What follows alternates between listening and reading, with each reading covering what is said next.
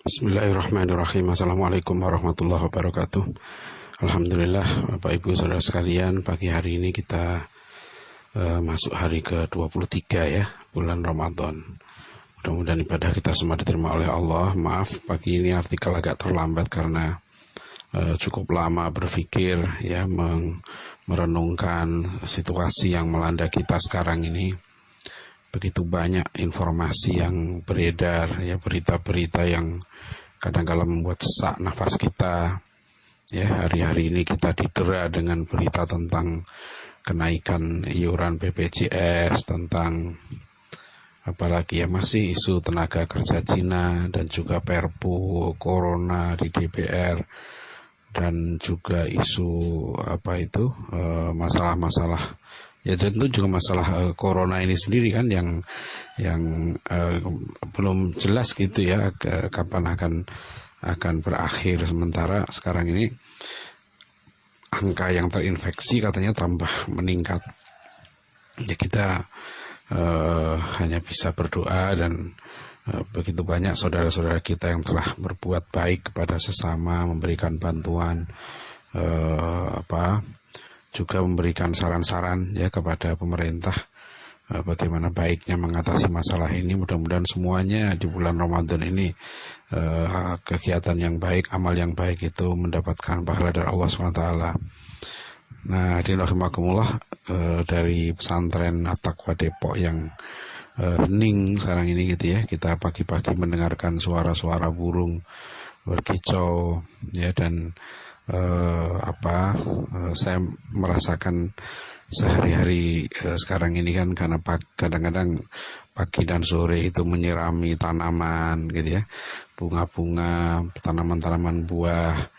Nah, saya merenungkan itu, mendapatkan satu inspirasi ya, ternyata inilah akar masalah kita itu. Jadi saya sudah yakin bahwa memang sebetulnya apa yang disampaikan Prof. Naqib Al-Atas 50 tahun yang lalu itu sudah benar dan tepat gitu ya, karena itu juga yang sudah disampaikan oleh para ulama kita dalam ribuan kitab mereka, yakni masalah adab itu, bahwa akar krisis yang menimpa umat Islam ini hilang adab. Ini kan yang disampaikan Prof. Al-Atas kan secara formalnya tahun 1977 ya, ketika konferensi internasional pendidikan Islam pertama di kota Mekah itu. Dan beliau pula yang kemudian menjadi editor dari kumpulan makalah yang diterbitkan jadi buku Aims and Objective of Islamic Education itu. Jadi akar masalah kita itu memang pendidikan ini ya, dan makna pendidikan itu, kata Prof. Al-Atas, menanamkan adab dalam diri seseorang. Itu elemen yang paling penting. Jadi kalau umat Islam sudah memahami bahwa menanamkan adab atau takdib itu ya, nah itu yang terpenting itulah. Jadi itu kan menanamkan nilai-nilai keadilan, nilai-nilai akhlakul karimah dalam diri seorang, seperti Rasulullah diutus bu'itsu liutammima makarimal akhlak. Jadi problem kita ini masih berkutat dari itu ke itu, yaitu apa? Bagaimana melahirkan orang-orang hebat ini, melahirkan generasi terbaik itu. Itu sebenarnya yang terjadi gitu lah. Nah, inilah yang harus kita lahirkan dari pondok kita, dari rumah kita, dari masjid kita, dan terutama betul-betul menurut Prof. Naqib Al-Atas ya, jenjang terpenting ya dari pendidikan itu pendidikan tinggi. Nah, pendidikan tinggi itu berarti mulai masuk usia dewasa ya, usia 15 tahun ke atas, terutama di jenjang yang sekarang disebut dengan universitas. Itu sangat penting, karena disitulah proses pendidikan itu akan melahirkan para guru ya, para profesional, para pemimpin, itu dari jenjang pendidikan tinggi itu. Nah, kalau jenjang pendidikan tinggi ini bentuknya adalah proses yang dilakukan adalah proses justru yang berlawanan dengan proses penanaman adab itu, maka yang terjadi ya tidak akan melahirkan generasi yang ideal, generasi yang unggul itu. Jadi itu yang di ujung artikel ini saya termenung ya memikirkan itu betul ya, dalam proses melahirkan generasi unggul ini persis seperti kita menanam gitu ya. Beberapa hari yang lalu tanam salah satu tanaman yang sudah bertahun-tahun kami tanam tuh ya, yang apa tanaman hias itu yang bulat gitu ya, hijau itu kan, tumbuh subur karena hujan ya, juga kita siram itu subur, berapa batang itu subur sekali. Tiba-tiba itu lengah sekali itu, 2 hari itu saya nggak mengontrol. Tiba-tiba saya dapat laporan bahwa tanaman itu habis daunnya itu ya. Terus istri saya bilang dia melihat banyak sekali ulat besar-besar itu, warnanya hijau, besar-besar sekali itu, sebesar jari. Akhirnya ya terpaksa kita semprot dengan insektisida itu, dan itu jatuh ulat-ulat itu gitu ya, jatuh ulat-ulat itu mati gitu. Jadi dalam sekejap, bayang kita nanam itu bertahun-tahun gitu kan, dalam hanya 1-2 hari gitu ya, habis itu tunas itu, ibaratnya begitu kan, daun-daun yang sudah tumbuh segar tadi itu ya.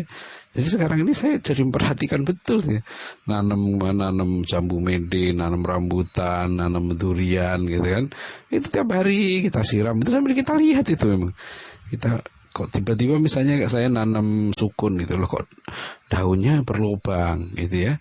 Wah, itu langsung kita lihat ada apa ini gitu. Ternyata ada belalang. Kemarin kemangi gitu ya, kita tanam gitu. Benar ternyata. Akhirnya kita potong lagi. Jadi yang sudah tumbuh bagus itu gitu ya, berlubang-lubang daunnya kita potong lagi. Ya, kita nanam puring gitu. Tiba-tiba muncul itu penyakit yang putih seperti jamur gitu ya. Jadi tanaman itu jadi kering. Jadi betul ya, Masya Allah ya, ini hadirin rahimakumullah ya, betul-betul melahirkan satu generasi yang baik. Generasi gemilang itu nggak boleh lengah kita itu. Jadi di samping kita juga penuh kepedulian, penuh keikhlasan gitu kan. Kan itu kalau kita nggak tanaman saja ya, kalau nggak kita rawat terus-menerus itu ya habis kan kita kan. Dan kita ingat di situ kan betapa setan itu sudah bersumpah itu kepada Allah ya, wa bi'izzatika la'ughwiyannahum ajmain ya. Nah ini adalah jadi yang disampaikan oleh para ulama kita itu betul. Prof. Alatas sudah merumuskan dengan begitu tepat, aktual, sesuai dengan tantangan kondisi. Beliau tunjukkan nih loh masalahnya ini, masalah kita ini kekacauan ilmu, confusion of knowledge. Problem kita terberat ini perguruan tinggi kita itu, kata beliau, menunjukkan sistem yang tidak adil, manusia yang zolim. Maka akan lahir dari situ orang-orang yang tidak ideal gitu loh. Nah, makanya kenapa kemudian beliau mencoba ya mendirikan yang namanya ISTEK itu.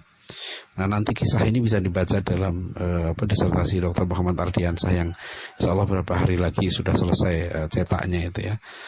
Itu konsep adabnya Prof. Alatas dan aplikasinya di ISTEK itu, yang alhamdulillah saya sempat ya kuliah di situ, meskipun ketika saya masuk kuliah Prof. Alatas sudah diberhentikan di ISTEK itu. Jadi sudah sempat gitu ya menanam, itu sudah sempat dan tunasnya sudah kelihatan. Ya, nah ini pelajaran yang sangat berharga di rahimakumullah ya di era corona ini. Ini kita sabar ya, masalah kita banyak sekali tapi insya Allah kita sabar ya. Yang semua usaha kita apresiasi untuk kebaikan umat ini kan. Ada yang sekarang bekerja di bidang pendidikan, di bidang kesehatan, di bidang bahkan di bidang politik juga, ekonomi, itu semua kita apresiasi ya usaha-usaha umat kita untuk memperbaiki urusan umat Islam itu. Insya Allah ya kita saling mengingatkan, tawasau bil haq wa tawasau bis sabr itu. Tapi yang penting juga adalah kita sabar untuk merawat tunas-tunas ini. Mudah-mudahan ke depan tunas-tunas ini betul-betul akan tumbuh gitu ya, menjadi pohon yang ideal ya, pohon yang hebat. Itu yang digambarkan dalam surat Ibrahim 24-25, kasajaratin thayyibatin gitu kan, asluha thabit wa far'uha fis sama tu'ti ukulaha kullahin. pohon yang kokoh gitu kan, yang akarnya menghunjam ke bumi dan cabang-cabangnya gitu kan menjulang ke langit gitu kan, dan dia memberikan manfaat ya kepada sesamanya. Itu perumpamaan ini indah sekali, perumpamaan itu indah sekali dalam Al-Quran itu.